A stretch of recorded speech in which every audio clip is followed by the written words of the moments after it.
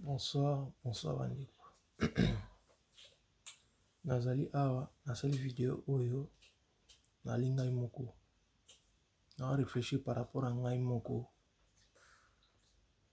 Pourquoi je suis né congolais? Nabotami congolais parce que Dieu qui a voulu qu'il nazala congolais.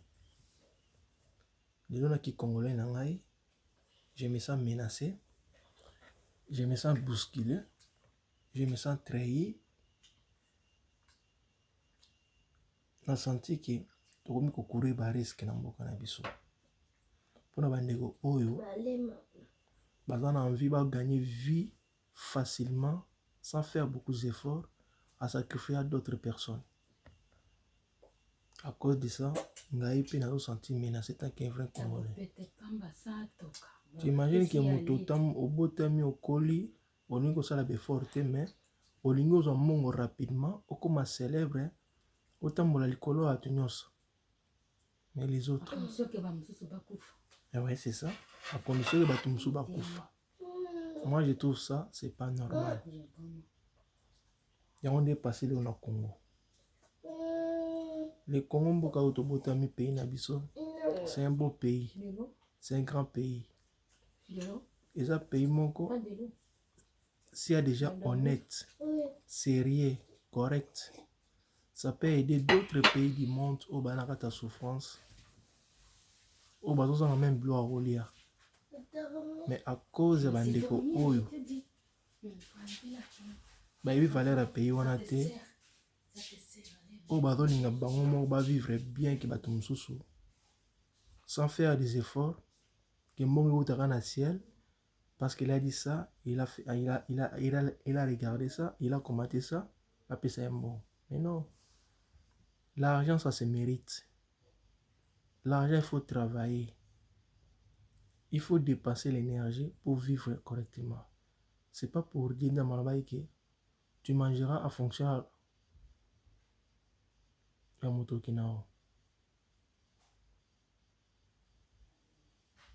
Où est-ce que passer le Congo? Ils ont bien été. Il y a l'argent, il y a les minéraux, il y a tout bloc qu'on se fait que muta vivre bien au Congo, mais bilo qu'on est comme pour profiter na bato mususu. Et les autres personnes batikali ba na droit à profiter na ngote. Dès qu'ils vont réclamer, il se fait fusiller, babomi bango. Basali bango vali pas ça na moto. Yango tout le monde doit vivre le. Tout le monde veut gagner l'argent facile. Nicolas l'argent facile, on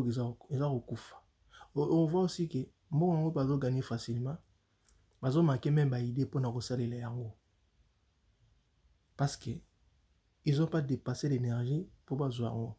Tant aux bon o est belé que t'as fait pas des efforts parce que l'effort n'est ça la raquer, on doit gérer mon bien.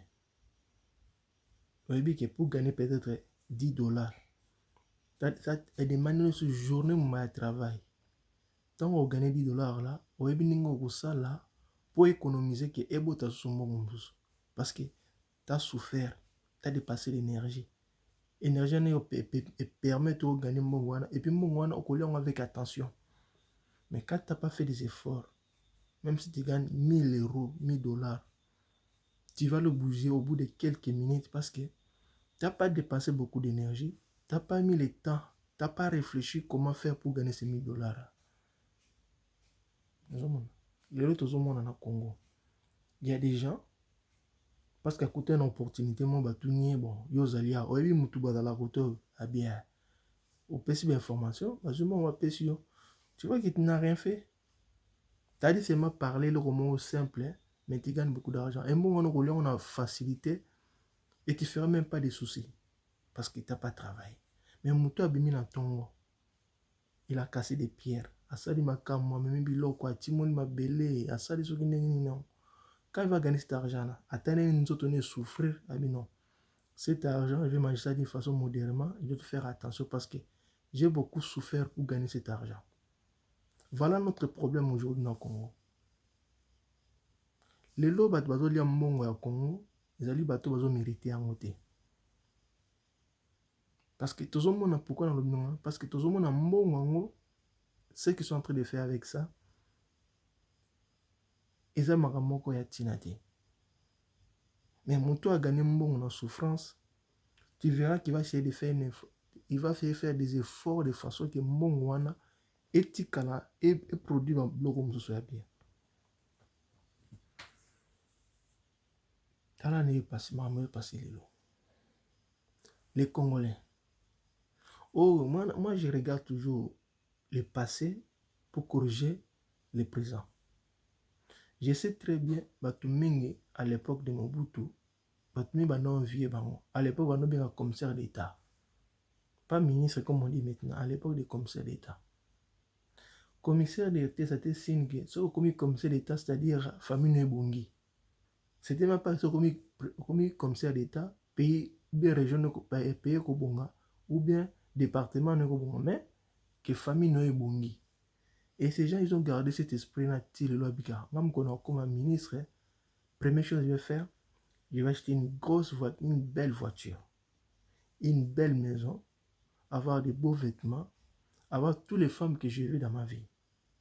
Et c'est à cause de ça que les gens vont sacrifier bateau, vont sacrifier pays. Parce que ça la liaison dans le passé, où ça fait souffrir tout le monde, et bah maintenant on est à présent pour faire souffrir encore les gens aujourd'hui. Voilà le problème. Passer au Yamabé, tellement les autres personnes trouvaient que c'était bien, ils ont fait l'effort de les ramener dans le présent aujourd'hui, et c'est ça qui est en train de nous faire du mal encore aujourd'hui. Peuple congolais. Boye beloko moko. Ezali biso moko ba congolais na minute oyo. Toza komisalela mabe na vie ya pays na biso et na vie na biso ba congolais. Parce que on veut vivre comme les autres, mais terminer on va vivre raté. Mais on ne veut pas accepter de vivre tel que nous sommes des Congolais. Nous sommes. On peut faire un exemple. Tant que les touristes sont en Afrique, ils nous trouvent en train de fabriquer des chapeaux, des raffia, des sacs à raffia, des blocs, tout ça en matière à première qualité. C'est-à-dire, matière aux alliés, il y a premier degré. Et ne subit même pas de transformation industrielle. Ça, on a pris mot dérisoire.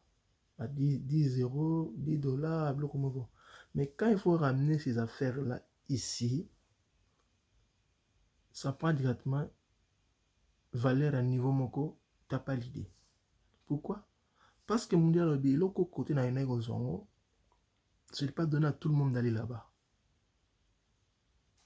Du fait à cause zongo.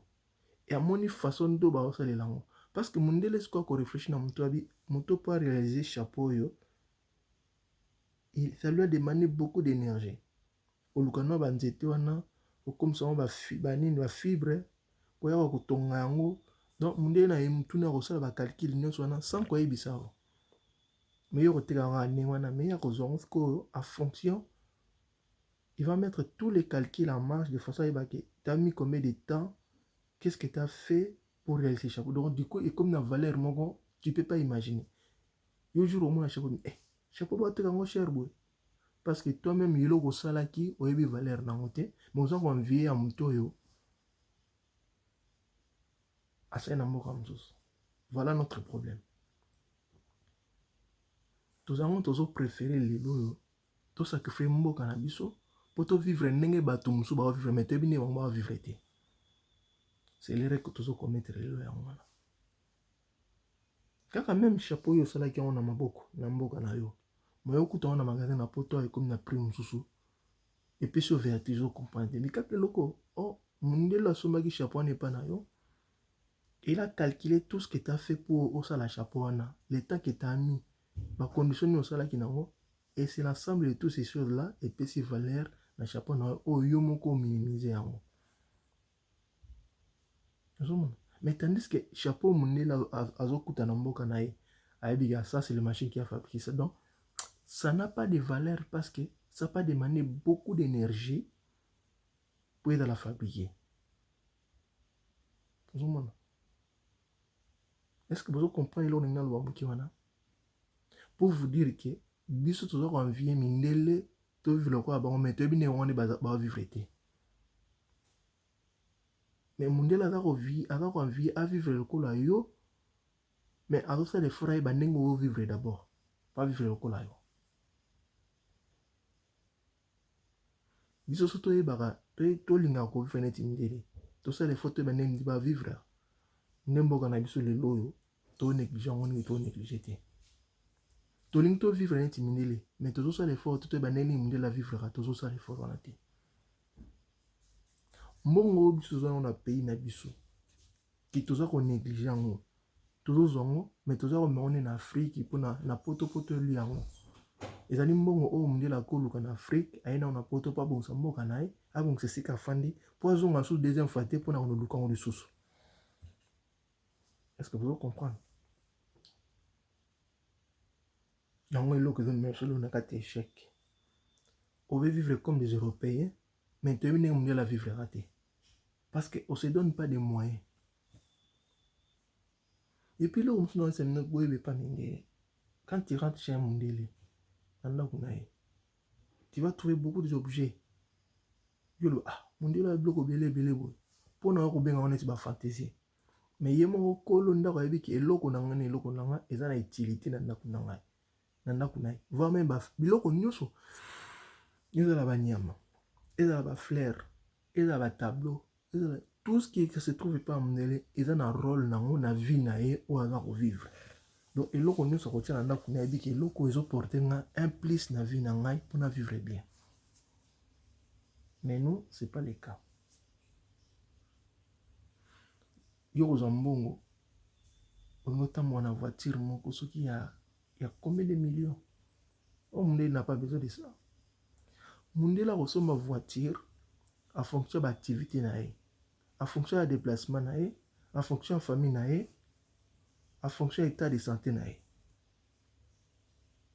On m'a mis sur mes voitures. Mais yo Congolais, yo Africains, on a sur ma voiture qui n'en a même pas besoin de cette voiture là, mais on bien pour montrer aux gens que j'ai cette belle voiture. Mais ma voiture est où mais longtemps parce que la façon dont on utilise ils ont correspondé à pas besoin d'enter. Normalement la voiture à 6 cas, pour celle qui a un mois et couffé. Parce que tu as évité pourquoi nous sommes au sommet de la voiture. Et c'est la même chose comme des vêtements. Nous sommes là déjà un taille nae na nous failli bango grandeur nae poids nae ba actifier au sol na ilamba wana tout est calculé. Au moins il est toujours à bon état, oui. Mais comment il fait? Parce que sombi il en fonction de loko yo a resala les lamba wana. Et puis relate la man en fonction ma camion yo et que se présenter pour na il est toujours à bon état. Donc erreur na biso africain, biso congolais. Non, on va pas congolais parce que je ne vais pas prendre tous les Africains. Je parle de nous parce que je suis congolais. Tout ça, la makam oyo, tout est bien les alaraté, mais tout ça là. Ok. C'est ça les man. Tout ça en bongo a détruit d'autres personnes. Et puis moi on trouve tout ça belo comme ça là dans côté. Et ça nous amène toujours dans la souffrance.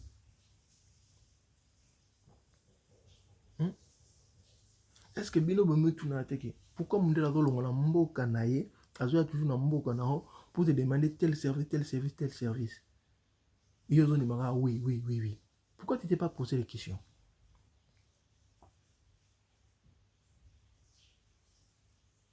C'est là qu'il y a notre problème pour notre pays. Hein? Est-ce que bino ba Congolais ba nekuna bozo kamate les Rwandais, ils ont leur pays. Mais bazo tika mboka na bango, bazo ya ko se saler na mboka na biso, na mboka na yo et puis veut donner des ordres et yo pepe ko mboka bazo ko nima parce que oyebi valeur mboka na yo te. Tu t'es jamais posé la question pourquoi Moutou a tiki mboka nae, aye na mboka nanga, et puis après ça ordre ngana nima yango. Voilà notre problème. Nous voulons faire des choses au yobito yebi yangote. Aujourd'hui, Moutou est étranger, a redominer na mboka na yo, sans même que tu te poses des questions pourquoi Moutou a redominer ngai. Pourquoi Moutou a tiki mboka nae, aye na mboka nanga comme na mbongo, et puis comme ngai na singa ke mbongo, au lieu de na mboka nanga comme mon père, a singa kolomboka mbongo, mais ngani na comme ngai. On n'a jamais posé ces questions-là. Et voilà qu'on est dans la merde aujourd'hui. Et ils ont continué ici. Et d'autres personnes, ben, comme ça, on va aller là, ceux qui vont aller là, qui y vinae et kosuka. Parce que aibi existence na été na sa mokili, aibi nenga zalité, aibi forme l'autre nenga zalité, aibi maelo azana ngote, aibi makaso azana ngote, donc ami yebite. Et c'est les gens comme ça qui sont très dangereux dans la société où toujours vivre les lots. Parce que tout tant que vous avez mis habité, c'est très dangereux pour nous battre.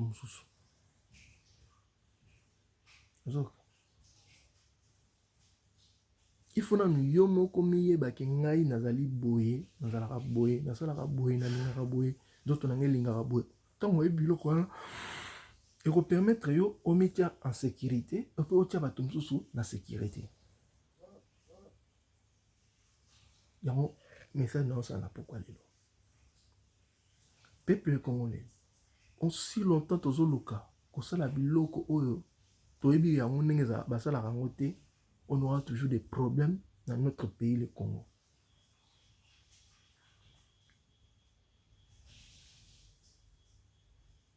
Tala bandeko na biso, la plupart ils ont fait des études, il y a les droits, il y a l'économie, il y a nini, mais ce qui est grave malgré les études na bangwana bazoyeba ko gérer situation ya mboka na biso te.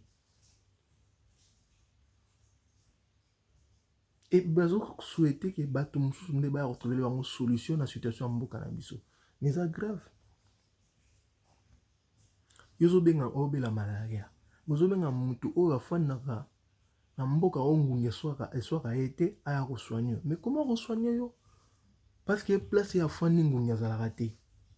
Deni ya ko longa na mboka na yo ngunge za te aya ko soigner mutu. Ozo fa na mboka oyo, ozo bela bale o ngunge swaka yo. Voilà le problème. Pour que tu soigner maladie de malaria, il faut que tu ngungi a fonctionner en nini, a bota nini, il donne une rien soit mutu.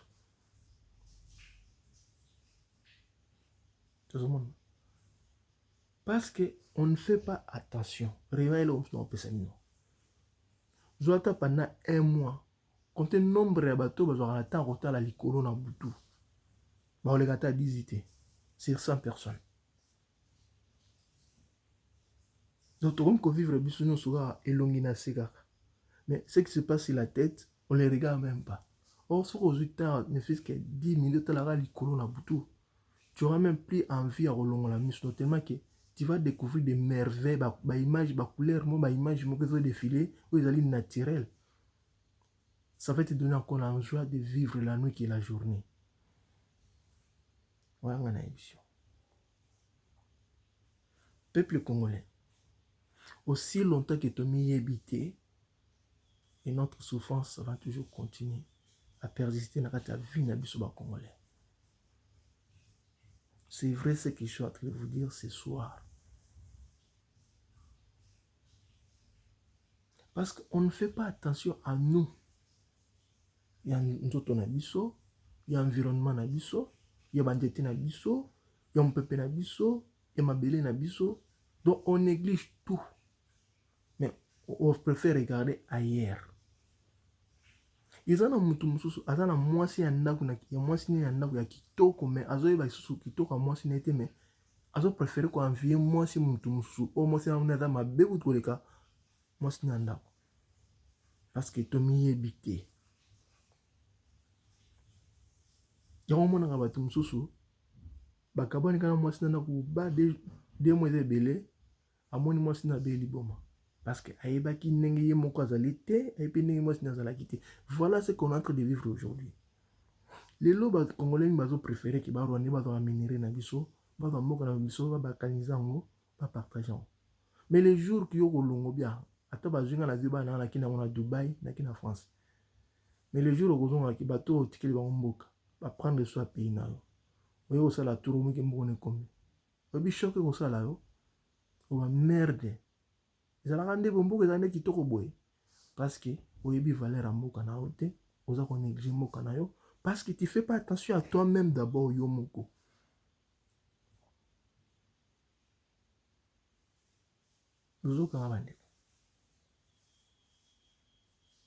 Du fait que vous avez un poisson noir, vous avez senti que inférieur à Yomoko. Vous avez un complexe en tout na Yomoko. Donc pour nous, du fait que y a kuna na mundele, c'est qu'il y a l'écu na makamnyos. Parce que au milieu habité, parce que ce qu'on milieu ba kokolo ba jamais qu'il y a l'écu. On va que non, ngana ne to za couleur en tout ndenge monte mais à l'écu nga ité.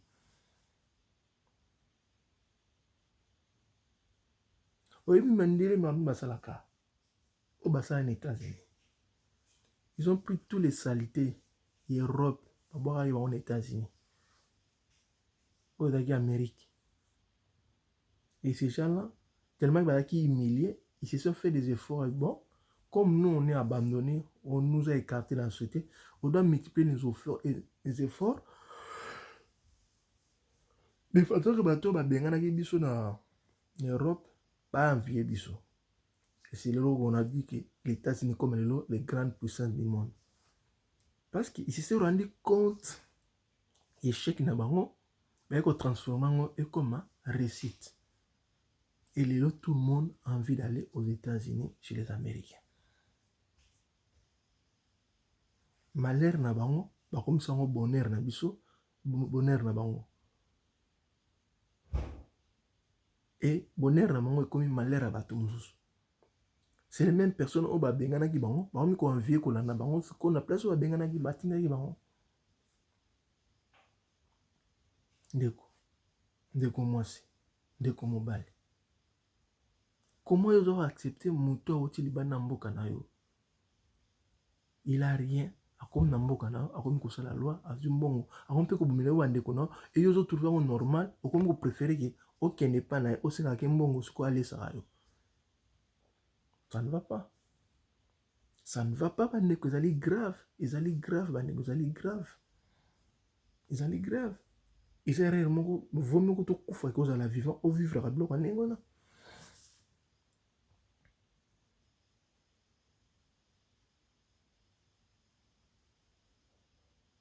Ok.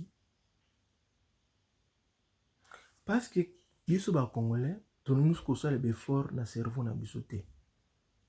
Dieu nous a donné l'intelligence, mais nous avons utilisé l'intelligence na tête olingaka, mutaelo baramus atilo la mesa. Bonikolia. Comme les Rwandais, ils ont manqué des choses, ils ont pris les armes et na mboka na biso. Nous maintenant ce qu'on fait, on les soutient pour qu'ils bappent ça biso mbongo. Au dali mbongo na biso moko. On peut même trouver ça nous-mêmes sans que ba Rwandais ba déranger biso. Voilà nos problèmes. Et on a ceux qui ont un déco. Na sengi binonyo so. Bon mécana ko analyser pourquoi tu as souffrir na pays na biso. Parce que tu m'y évité. Même ba vie na biso oh le ba travailler na ba Rwandais ba m'y évité. Et on va continuer ko sala o ba o sala sikolo. Pour ceux qui ba m'y baka. Ni baka oni mate ba Rwandais ba Ougandais ba pays mususwana ba ya ko mate bango ko dominer ba na kata pays na bango. C'est ça. C'est ça. Mutu soko mi ebite ba ki ozali danger public. Na kata société pe na vie ya famille na o pe na vie na omoko. Parce que soko mi ebite e roti na o misala mabe. Tam so ebite ke oyeba ko nager te. Mais comment yo lingo kota na mai? Parce que mi ebite ko ebi ko nager te. Lokolo oyebi ko nager te, o komi danger parce que vous récupérez un jour moins na muto bio yara to kito le kakota mai mena. Bo ko fa bino mbale parce que yo o mi ebite ko ebi nager te parce que mi ebite. Pour ce qu'on y a que oyebi ko nager te, on n'a jamais aucun osara na mai, on n'a jamais na moi na muto mususu aucun na mai. Voilà ce que nous sommes en train de vivre aujourd'hui. Lokola tomiyebi te tozondima barwandais baya na mboka na biso mona biso bandeko na biso bapie mboka na biso babenda opesa biso baminere bambongo ya miete parce que tomiyebi valeur na biso te toyebi te ke biso moto ayebi mpe capable ya kosala effort mpe toexploite pays na biso na minere na biso tobimisa mpe mbongo tovivre bien sans ke moto mosusu akoyebi biso yango na soki wana bandeko nayesi bino eke komiyeba eza likambo moko très important na vie ya bato moto soki amiyebi te azali danger public azali mpe danger mpona nzoto na ye moko azali mpe danger mpona société mobimba j'espère message na okini nalobi bino ekomprene bino ingeta na soki bino je vous remercie lobi ntongo malamu courage nyonso ingeta